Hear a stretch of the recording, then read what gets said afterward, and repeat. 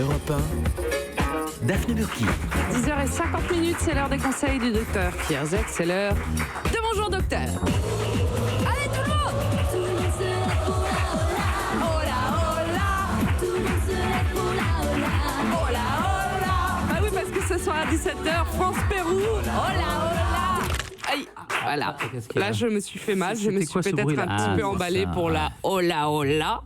Et j'ai mal au cou. Alors, docteur Gérald Kierzek, s'il vous plaît, qu'est-ce qu'il vient de m'arriver et qui est arrivé à de nombreux supporters? Écoutez, j'en sais rien, mais quand ça craque comme ça veut dire qu'il y a eu un traumatisme. Et si vous avez mal ensuite après ce craquement-là, soit c'est un petit craquement, on se fait tous un peu craquer les vertèbres, ça c'est pas très grave. Mais si vraiment vous avez ce bruit-là et une douleur derrière, c'est-à-dire un torticolis, là il faut consulter parce que c'est généralement une réaction du muscle qui va se contracter autour d'un os qui va pas très bien. Et c'est quand on parle de torticolis. Faut consulter quand on a un torticolis? Non, quand on a un torticolis, quand on se lève le matin. Quand on se lève le matin, vous avez un torticolis, c'est la mauvaise position de l'oreiller, vous avez mal dormi, vous avez fait des galipettes, mais pas de traumatisme.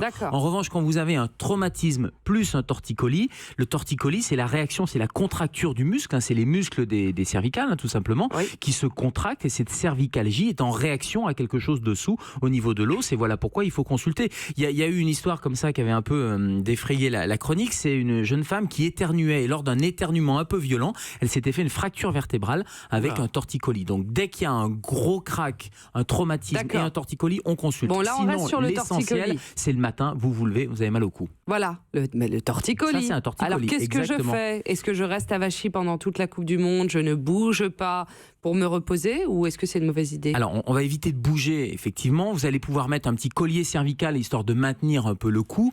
Attention, le collier cervical, à le garder simplement, 48 heures, 72 heures, pas plus, parce que sinon, les muscles vont complètement s'avachir, justement. Et si les muscles s'avachissent, derrière, ils vont pas pouvoir se remuscler et tenir, parce que la tête, c'est relativement lourd, donc le cou, c'est une structure qui est complexe. Qu'est-ce qu'on peut faire d'autre? Le petit collier cervical, c'est pas mal. On peut prendre des médicaments, quand même, des antalgiques, c'est pas mal, un peu de Doliprane, vous voyez, ça peut soulager. Et puis, vous pouvez passer un petit coup de sèche-cheveux dessus. Quand je dis un coup de sèche-cheveux, c'est l'air chaud. Si vous tapez pas avec le sèche-cheveux, c'est juste un peu d'air chaud qui va simplement décontracter au niveau des. Oui, mais je dis un coup de sèche-cheveux, c'est comme un coup de téléphone. Ça peut faire mal. Il faut faire attention. On envoie des vertes et des pas mûres. Aux urgences, vous savez que l'air chaud du sèche-cheveux va faire du bien et va décontracter vos muscles. Si on multiplie les torticolis, allez, on en a au moins un par mois, voire deux, ça veut dire quoi?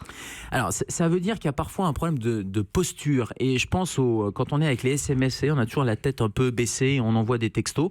Et il y a pas mal d'ados qui commencent à avoir ce type de problème avec des cervicalgies, des torticolis, bref, des douleurs au niveau des cervicales, tout simplement parce qu'ils ont une mauvaise posture. C'est la même chose.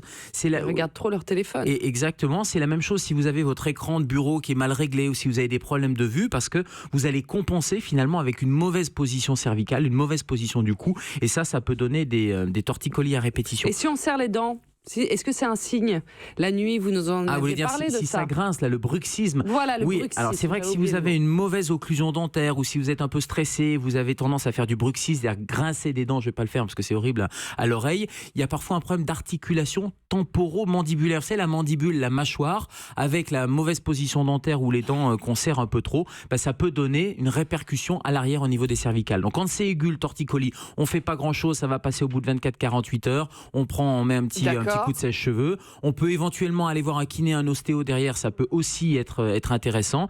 Et attention au torticolis avec de la fièvre chez les enfants. Là aussi, on consulte. Finalement, le torticolis, c'est bénin, sauf quand il y a un traumatisme ou quand il y a de la fièvre. Et on ne peut pas faire des exercices comme les danseurs? Si, vous pouvez faire un peu des exercices pour remuscler. Sauf que quand vous avez le torticolis, vous n'avez aucune envie, aucune possibilité de faire des exercices parce que ça vous fait mal. Changez de literie aussi. Pensez à votre oreiller si vous avez des torticolis à répétition le matin.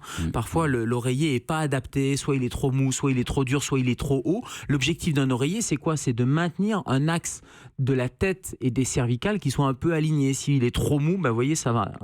Aïe, ça a craqué. Ça y est, ça a craqué vraiment. Ça a craqué un peu quand j'ai fait le mouvement, mais ça peut donner une mauvaise position qui peut vous donner ces douleurs le lendemain matin. Bon, on est bon là. On est bon. Puis on s'étire, on respire et tout va bien. Si on est embêté par sa tête, est-ce qu'il n'y a pas un moyen de faire une ablation comme pour l'appendicite par exemple? Par contre, c'est peut-être que vous avez une grosse tête, non, Ariel? Quand c'est lourd. En tout cas, vous pouvez en avoir une parce que j'ai eu des très bons échos sur votre chronique d'hier sur l'hygiène intime.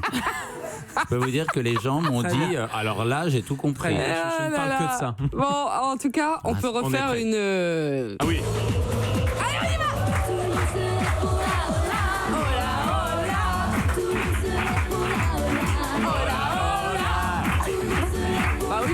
on est pour le match aujourd'hui. On est déchaînés à 17h, évidemment. Bon, bah voilà, on est pour la France. On s'appelle Bonjour la France. Voilà, on est très premier degré, finalement. Vous vous en doutez.